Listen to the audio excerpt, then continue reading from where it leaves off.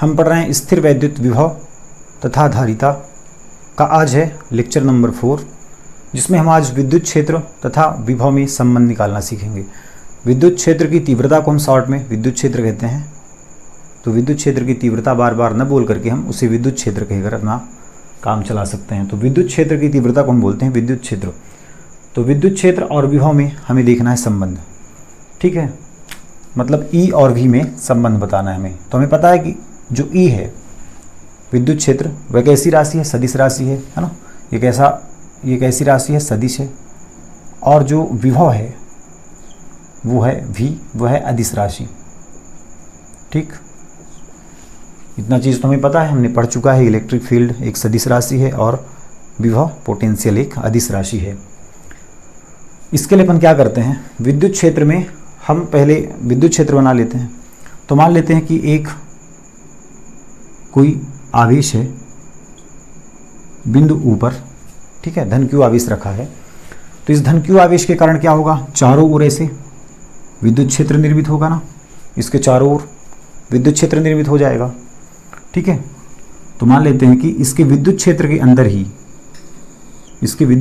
अंदर ही कोई दो बिंदु हैं जिनका नाम हम दे रहे हैं ए एंड बी, ठीक है।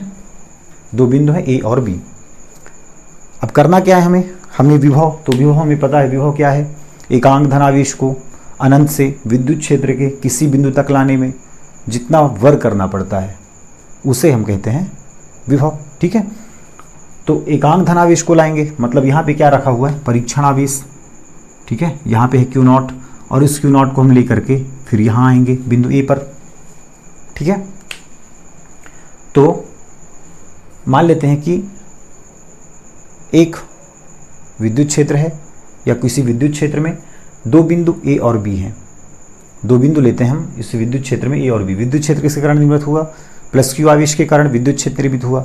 तो इस विद्युत क्षेत्र में कोई दो बिंदु है ए और बी जिनके बीच की दूरी बहुत ही कम है ना। जिनके बीच का डिस्टेंस जो है उसको हम बहुत कम लेते हैं, ठीक है। बहुत कम क्यों लेते हैं, बहुत कम लेने का एक ही रीज़न है कि यदि हम इनके बीच की दूरी को बहुत कम लेंगे तो विद्युत क्षेत्र की तीव्रता एक समान हो जाएगी, लगभग एक समान हो जाएगी, ठीक है। बहुत कम की बात कर रहे हैं, जैसे कि मतलब एक पॉइंट ये हो गया, दूसरा पॉइंट हम यहाँ पे ले लें तो लगभग विद्युत क्षेत्र की जो तीव्रता है वो एक समान आ जाएगी, है ना। तो ऐसा हम मानते हैं कि कोई दो बिंदु हैं ए और बी, और वे बिंदु कैसे हैं, बहुत पास हैं, इनके बीच की दूरी बहुत अल्प है, जिसको हमने कहा dx, ठीक है।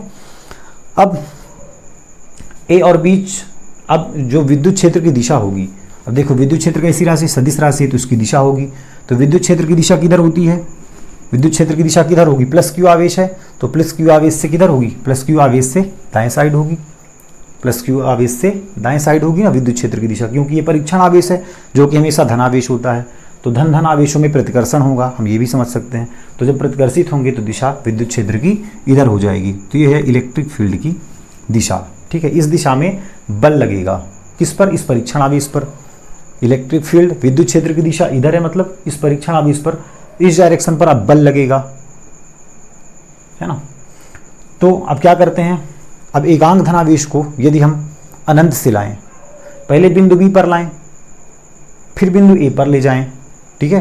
तो देखो जो इसके पहले हमने पोटेंशियल की बात की थी, जो विभव की बात की थी, विभव का मान हमारा क्या निकला था, के क्यू बाई आर, ठीक है। विभव का मान क्या था, K Q by R, means R की व्युत्क्रमानुपाती है वी, या वी के अनुक्रमानुपाती है आर। मीन्स यदि आर का मान बढ़ेगा तो वी का मान कम हो जाएगा, आर का मान बढ़ेगा तो वी का मान कम हो जाएगी। यदि दूरी बढ़ाएंगे तो विभव का मान कम होता जाएगा, ठीक है। देख ले सकते हैं यहाँ पे एंटी प्रोपोर्शनल है, ठीक है। तो यदि आर का मान बढ़ेगा तो वी का मान कम हो जाएगा। तो दूरी बढ़ाने पर, मतलब बिंदु पी पर जो पोटेंशियल होगा, बिंदु पी पर जो विभव होगा वह कम होगा, और बिंदु ए पर विभव कितना होगा, ज़्यादा होगा। बिंदु बी पर विभव क्या होगा, यहाँ पे पोटेंशियल क्या होगा, ज़्यादा होगा, ठीक है। बिंदु बी पर देखें तो पोटेंशियल क्या है, कम होगा, ठीक है। क्या होगा, बिंदु बी पर पोटेंशियल कम होगा, क्यों, क्योंकि ये दूर स्थित है और व्युत्क्रमानुपाती है। विभव क्या है, दूरी के व्युत्क्रमानुपाती है।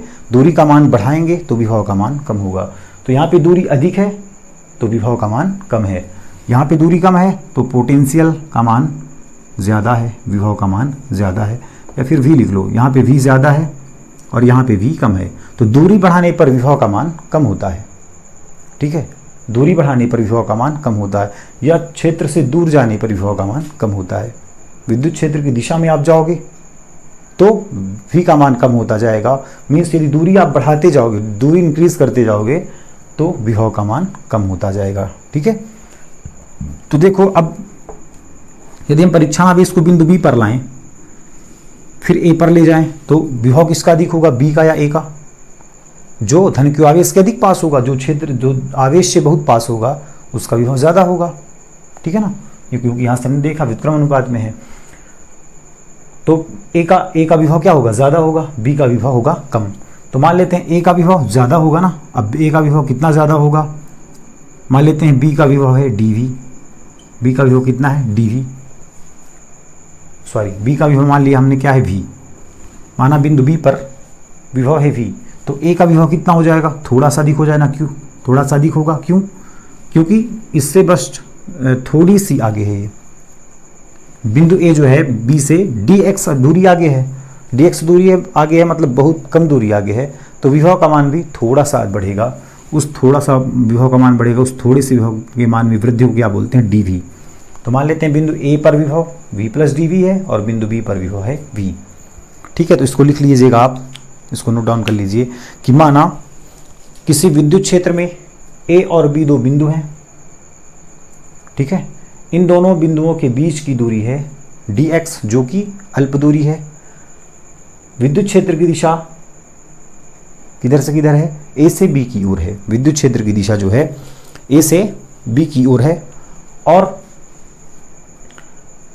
यहाँ पे A और B के बीच विद्युत क्षेत्र को लगभग एक समान माना जा सकता है। इन दोनों बिंदुओं के बीच के विभव को एक समान मान सकते हैं। ठीक है, विभव को नहीं मानना एक समान। इन दोनों बिंदुओं के बीच की विद्युत क्षेत्र की तीव्रता को एक समान माना जा सकता है कि ए बिंदु पर जितनी तीव्रता है उतनी भी बिंदु पर है। क्यों? क्योंकि दोनों का डिस्टेंस लगभग सेम है।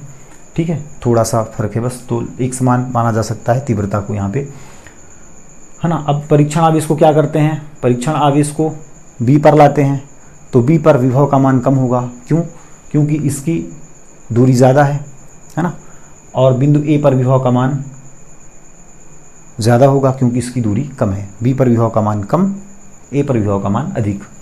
तो चलो अब हमें क्या करना है, हमें पता है कि विभव जो होता है ना, विभव क्या होता है, वह होता है external work divide by Q not. ठीक है, ये हमने पढ़ा था कि जो विभव होता है वह बाह्य कार्य में जब हम भाग कराते हैं परीक्षण आवेश का तो हमें विभव निकलता है। तो मतलब हमें क्या करना पड़ेगा, विभव के लिए कार्य करना पड़ेगा। ठीक है, कार्य अब हम कैसे करेंगे, कार्य यदि हम B से A पर जाएं, ठीक है, B से A पर जाएं तो Q नॉट को किसको ले जाएंगे, Q नॉट को, परीक्षण आवेश को, Q नॉट को B से A तक लाने में किया गया कार्य। ठीक है, B से A तक लाओ, कार्य करो। तो B से A तक लाएंगे मतलब बहुत कम दूरी ले जा रहे हैं, B से A तक बहुत कम दूरी ले जा रहे हैं, मतलब कार्य भी कैसा करेंगे, कम वाला dW। ठीक है, कार्य भी कैसा होगा, dW, अल्प कार्य। तो कार्य बराबर, यहाँ पे अब देखो, यहाँ पे एक फार्मूला होता है कार्य का, कौन सा, आवेश गुणे विभवांतर, है ना। तो यहाँ पे आवेश कितना है, आवेश किस आवेश को ले जा रहे हैं, परीक्षण आवेश को, तो आवेश Q नॉट गुणे विभवांतर। अब विभवांतर क्या होता है, विभवांतर जब हम लिख रहे होते हैं तो क्या लिख रहे होते हैं, अंतिम विभव माइनस अंतिम स्थिति माइनस प्रारंभिक स्थिति। ठीक है, मतलब अंतिम स्थिति जहाँ पर होंगे, अंतिम में से प्रारंभिक घटाएंगे। तो B से अपन कहाँ जा रहे हैं, A पर। ठीक, तो अंतिम स्थिति कौन सी है, अंतिम स्थिति कौन सी है, A। प्रारंभिक स्थिति कौन सी है, B। जहाँ कहाँ से रहे हैं, B से, तो अंतिम स्थिति माइनस प्रारंभिक स्थिति, तो अंतिम स्थिति क्या है, A। अंतिम में A पर पहुँच रहे हैं ना, मतलब A अंतिम स्थिति हो जाएगी। तो विभवांतर लिख देंगे VA माइनस VB, होगा ना, अंतिम स्थिति माइनस प्रारंभिक स्थिति। ठीक है, या उच्च विभव माइनस निम्न विभव, ये उच्च विभव है, पास है तो उच्च विभव मतलब A माइनस का B। ठीक है, या फिर यहाँ पे अपन फाइनल माइनस इनिशियल लेके चलते हैं, जिस पॉइंट से उठा के रखते हैं जिस पॉइंट पर, ठीक है, तो वहाँ से माइनस करते हैं पहले वाले पॉइंट को। तो वी ए की वैल्यू कितनी है, वी ए कितना है, ए बिंदु पर विभव कितना है, वी प्लस डी वी, ठीक, माइनस बी बिंदु पर विभव कितना है, वी है, तो ये प्लस का वी माइनस का वी कैंसिल हो गया, बचा क्या, क्यू नॉट डी वी, ये कार्य आ गया है ना।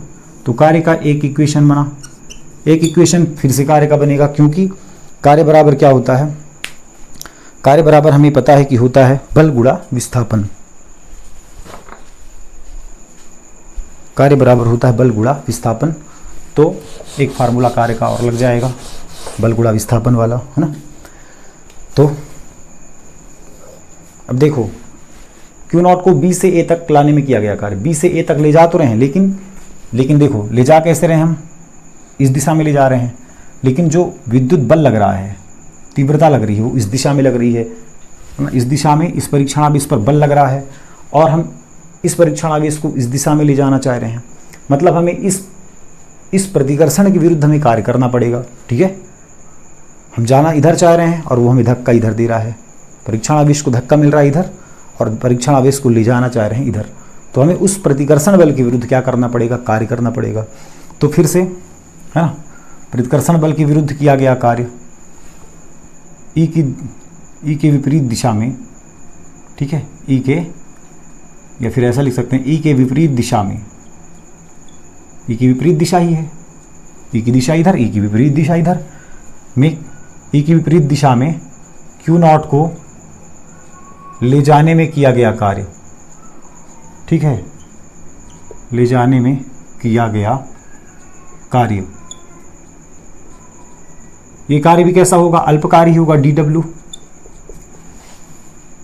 ई के विपरीत दिशा में, कहां से, बी से ए तक ही ले जाएंगे, वही लिख दो, विपरीत दिशा में, विपरीत दिशा में बी से ए तक, बी से ए तक क्यू नॉट को ले जाने में किया गया कार्य, कार्य क्या होगा, बल गुणे विस्थापन, है ना। तो कार्य होगा बल गुणा विस्थापन। तो इसको अपन क्या लिख सकते हैं, बल और विस्थापन का अदिश गुणनफल, चूंकि कार्य एक अदिश राशि है, तो बल के ऊपर वेक्टर का साइन और विस्थापन के ऊपर वेक्टर का साइन, दोनों के बीच डॉट प्रोडक्ट, अदिश गुणनफल, है ना, दोनों सदिशों का अदिश गुणनफल हो जाएगा, बल भी सदिश विस्थापन भी सदिश, तो इनका, इन दोनों सदिशों का अदिश गुणनफल क्या निकलेगा, कार्य। तो बल क्या लग रहा है यहाँ पे देखो, बल किसके द्वारा, बल स्वतः ही लग रहा है ना, किसके द्वारा, इस विद्युत क्षेत्र के द्वारा बल लग रहा है, कि विद्युत क्षेत्र इस पर बल लगाएगा ना, अभी इधर जाना चाह रहा है और विद्युत क्षेत्र लग रहा है इस दिशा में, तो विद्युत क्षेत्र बल तो लगाएगा अपनी दिशा में इस परीक्षणावेश पर, तो वो बल कितना लगाएगा, विद्युत क्षेत्र जो बल लगाता है वह होता है जिस पर बल लगा रहा होता है उसका परिमाण, तो बल किस पर लग रहा है, किस पर बल लगा रहा है, परीक्षणावेश पर, तो परीक्षण आवेश का परिमाण गुणे, है ना, जितनी उसकी तीव्रता है ई, क्यू नॉट इंटू ई, तो बल कितना लगेगा इस परीक्षण आवेश पर, क्यू नॉट ई, जितना उसका परिमाण है गुणे जितनी इस विद्युत क्षेत्र की तीव्रता है, अपनी पूरी तीव्रता लगाएगी उस पर, उसके मैग्नीट्यूड पर, है ना, उसके परिमाण पर, तो क्यू नॉट इंटू ई बल का मान। और ये बल किसके द्वारा लगाया जा रहा है, ई की दिशा में बल लग रहा है ना, बल किसके द्वारा, ई की दिशा में, ठीक, ई की दिशा में बल लग रहा है। अब हम ई की विपरीत दिशा में ले जाना चाह रहे हैं, तो यहाँ पे एफ का मान रख सकते हैं ना इस इक्वेशन में, तो डी डब्ल्यू इक्वल क्या हो जाएगा, एफ का मान रख दो क्यू नॉट ई, ठीक है, dot D x, dot product, अब हमें पता है कि डॉट प्रोडक्ट हमें क्या देता है, डॉट प्रोडक्ट यदि अदिश गुणनफल है तो हमें मिलता है कॉस कॉस कॉस थीटा, ठीक है, अदिश गुणनफल है तो हमें मिलता है कॉस थीटा, क्रॉस गुणनफल है तो मिलता है साइन थीटा। तो अब यहाँ पे हमें दिशा देखनी है, किसकी किसकी, कार्य क्या है, बल और विस्थापन का गुणनफल, अदिश गुणनफल, ठीक है, बल और विस्थापन का अदिश गुणनफल। तो बल किधर लग रहा है, विस्थापन किधर हो रहा है, बल किधर लग रहा है, बल लग रहा है इधर परीक्षणावेश पर, बल की दिशा है इधर, और विस्थापन किधर, डी एक्स, बी से ए, मतलब विस्थापन की दिशा इधर, डी एक्स की दिशा इधर, बल इधर विस्थापन इधर, बनने वाला एंगल कितना है, बनने वाला एंगल कितना है, ये बल की दिशा इधर, विस्थापन की दिशा इधर, बनने वाला एंगल 180 का एंगल बनेगा ना, ठीक है, जब दोनों के मुख अलग अलग हो जाएंगे, इसकी दिशा इधर, ये इधर जा रहा, वो उधर जा रहा, मतलब पूरा एंगल कितना बना रहा, 180 का। तो कॉस थीटा मीन्स कॉस 180, तो Q naught E D x cos 180, cos 180 की वैल्यू -1, तो Q naught E D X ये -1 कॉस 180 के प्लेस पे -1, तो माइनस का साइन इधर ले आओ, तो minus Q naught E D x जो कि किसके बराबर है, डी डब्ल्यू के बराबर है। ये हो गया इक्वेशन नंबर सेकेंड। ठीक है, इक्वेशन नंबर सेकेंड। अब क्या करें, समीकरण 1 भी और 2 के LHS बराबर है तो RHS बराबर होंगे। तो समीकरण 1 व 2 से, समीकरण 1 व समीकरण 2 से। ठीक, एक बात यहाँ पे समझ में आई ना, जो अदिश गुणनफल है, अदिश गुणनफल हमें चूंकि कारिक अदिश राशि है तो डॉट प्रोडक्ट आएगा, डॉट प्रोडक्ट जब हटाएंगे तो कॉस थीटा आएगा, और कॉस थीटा की वैल्यू कितनी है 180, चूंकि बल और विस्थापन की दिशाएं विपरीत हैं तो बनने वाला कोण होगा 180। अगर दोनों एक ही दिशा में होते, बल भी इसी दिशा में होता और विस्थापन भी इसी दिशा में होता, तब की कंडीशन में जो एंगल बनता वह बनता 0 डिग्री का।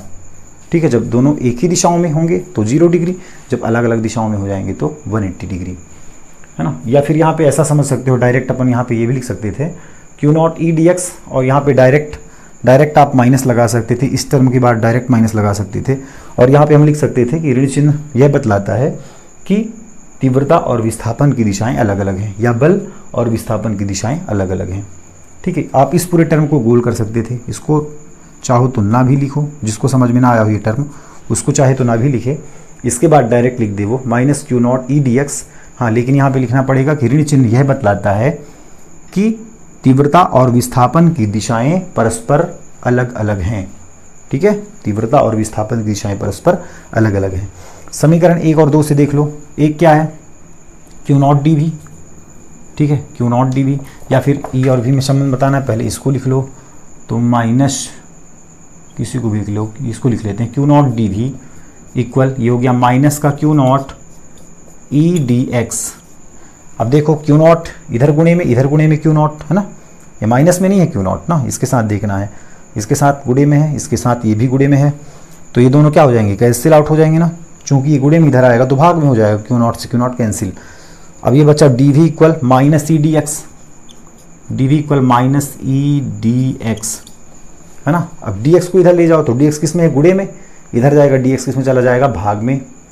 ठीक है, तो यहाँ पे अपन लिख देते हैं, यहाँ पे देख लीजिएगा, तो ये इधर जाएगा ना, तो ये डी वी हुआ, डिवाइड बाई इधर आएगा तो डी एक्स, इधर आया तो डी एक्स इक्वल माइनस ई।